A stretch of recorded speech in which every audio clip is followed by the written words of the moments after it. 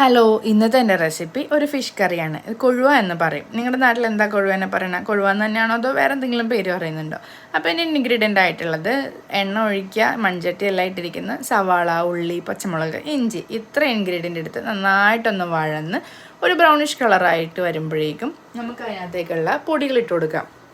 മുളക് പൊടി ഇടുന്നുണ്ട്, മഞ്ഞൾപ്പൊടി ഇട്ട് കൊടുക്കുന്നുണ്ട്. ഈ 2 പൊടികൾ മാത്രം മതി കേട്ടോ.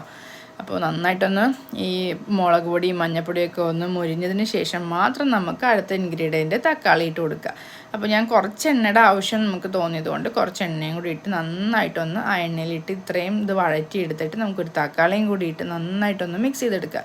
ഇനി മിക്സ് ചെയ്ത് കഴിയുമ്പോഴേക്കും നമുക്കിതിന് ആവശ്യത്തിനുള്ള വെള്ളം ഒഴിച്ചു കൊടുക്കുക. നമുക്ക് കുറച്ച് ചാറൊക്കെ മതിയെങ്കിൽ ഒരു ഗ്ലാസ്, ഇനി അധികം മീനുണ്ട് അല്ലെങ്കിൽ കുറച്ചും കൂടി ചാറ് നമുക്ക് ഇഷ്ടമാണെന്നുണ്ടെങ്കിൽ 2 ഗ്ലാസ് വെള്ളവും കൂടി ഒഴിച്ച് നന്നായിട്ടൊന്ന് തിളപ്പിച്ചെടുക്കുക. ഞാൻ പിന്നെ അതിൻ്റെ ആവശ്യത്തിന് ഉപ്പും കൂടി ഇട്ട് കൊടുക്കുന്നുണ്ട്.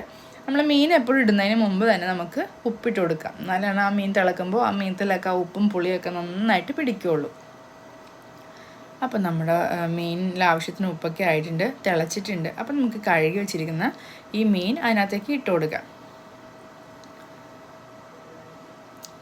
ഈ മീൻ ചില സ്ഥലങ്ങളിൽ കുടംപുളി ഇട്ട്, നമ്മളെ വീട്ടിലും കുടംപുളി ഇട്ട് വയ്ക്കും, അല്ലെങ്കിൽ തേങ്ങ അരച്ച് വയ്ക്കും. ഇത് എളുപ്പത്തിൽ ഉണ്ടാക്കാൻ വേണ്ടിയിട്ടാണ് ഞാൻ ഇങ്ങനെ ഉണ്ടാക്കിയത്. തക്കാളിയൊക്കെ ഇട്ട് ഒന്ന് മുളക് മൊരിച്ച് തക്കാളിയൊക്കെ ഇട്ട് ഇതുപോലെ തിളപ്പിച്ചെടുക്കാം. ഇനി അതല്ല നമുക്ക് തക്കാളി ഇല്ലയെന്നുണ്ടെങ്കിൽ നമുക്ക് ഇതിന് വേണ്ടി ചൊറുക്കാണെങ്കിൽ 1 ടീസ്പൂണോ 1 ടേബിൾ സ്പൂണൊക്കെ മീൻ എന്തോരം ഉണ്ട് അതനുസരിച്ച് നമുക്ക് പുളിക്ക് വേണ്ടിയിട്ട് ചൊറുക്ക ഇട്ട് കൊടുക്കാം. നമുക്ക് തക്കാളി ഉള്ളതുകൊണ്ട് നമ്മൾ തക്കാളി ഇട്ടു. അപ്പോൾ മീൻ ആവശ്യത്തിനൊക്കെ ഇട്ട് കൊടുത്ത് നമ്മൾ ഈ സ്പൂൺ കൊണ്ട് അധികം മീൻ ഇളക്കരുത്, ഇത് പെട്ടെന്ന് പൊടിഞ്ഞു പോകും. പിന്നെ ഇത് അധികം വേവില്ലാത്ത മീനാണ്, പെട്ടെന്ന് വെന്ത് കിട്ടും. ചെറിയ മീനല്ലേ, ഒരു 5-8 മിനിറ്റൊക്കെ ഉണ്ടെങ്കിൽ നമുക്കിത് വെന്ത് കിട്ടും. അപ്പോൾ മീൻ അതിനകത്തേക്ക് ഇട്ട് ഞാൻ അടച്ച് വെച്ച് വേവിക്കാം. നമുക്കൊരു 10 മിനിറ്റ് വേവിച്ചതിന് ശേഷം നമുക്ക് ഈ കറി എടുക്കാം. അപ്പോൾ നന്നായിട്ടുണ്ട്. അപ്പോൾ ഇത് ആയി കഴിയുമ്പോഴേക്കും നമുക്കൊന്ന് ചട്ടി ഒന്നിങ്ങനെ ചുറ്റിക്കുക, ഇളക്കാതെ ഒന്ന് ചുറ്റിക്കുക. അപ്പോൾ ഭയങ്കര ടേസ്റ്റിയാണ്, ഭയങ്കര സിമ്പിളാണ്.